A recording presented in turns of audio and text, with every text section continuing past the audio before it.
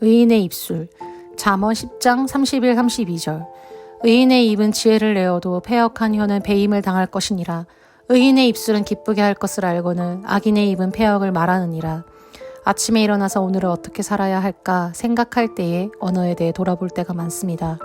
직장, 학교, 사람들을 만날 때 어떤 이야기를 할지, 어떻게 보여야 할지 신경을 많이 쓰게 될 때도 있습니다.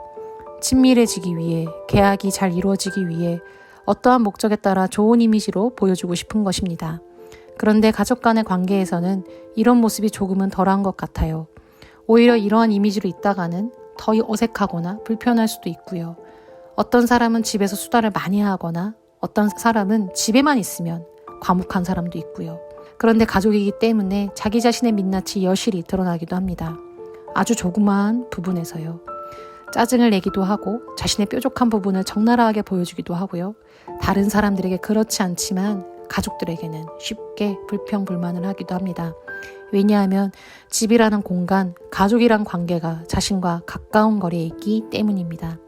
오늘 말씀에는 의인은 지혜로운 사람임을 말하고 있습니다. 그리고 그 지혜 중에서도 입술에 대해 언급하고 있습니다.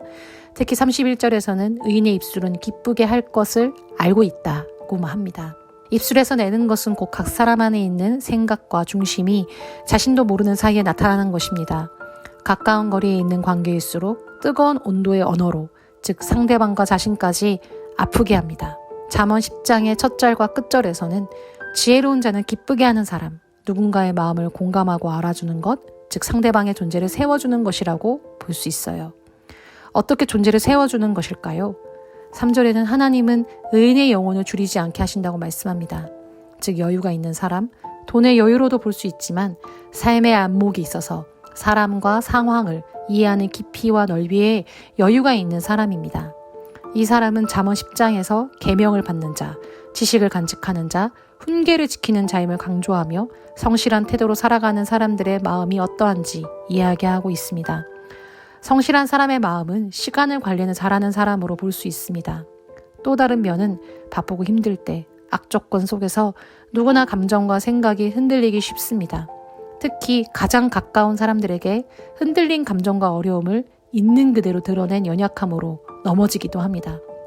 성실함과 부지런함은 자신의 연약함과 고통을 회피하지 않고 하나님의 말씀 앞에서 자신의 중심을 지켜 흔들리지 않는 든든함을 가진 지혜를 말합니다.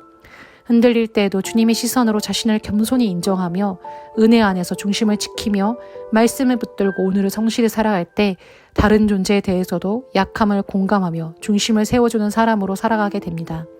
그래서 잠언 10장 25절에 회오리 바람이 지나가면 악인은 없어져도 의인은 영원한 기초 같으니라.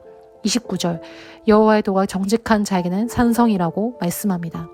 현실을 빠듯하게 사는 듯 하지만 여유 없어 보이지만 부활은 오늘 하나님 말씀 앞에 자신을 겸손하게 인정하는 성실함, 하나님의 은혜로 중심을 지키는 여유와 복이 있는 사람입니다. 그러한 오늘을 함께 살아내 봅시다. 기도하겠습니다. 주님, 바쁘고 여유가 없는 듯 하지만 부활을 소망하는 오늘의 삶은 하나님 앞에서 흔들리는 광풍 앞에 연약한 자신을 겸손히 인정하며 성실히 하나님의 말씀을 붙들며 살아가는 인생, 마음의 든든함과 상대방을 하나님의 긍휼로 돌아볼 여유 있는 인생으로 살아갈 수 있게 인도하여 주시옵소서. 예수님의 이름으로 기도합니다. 아멘.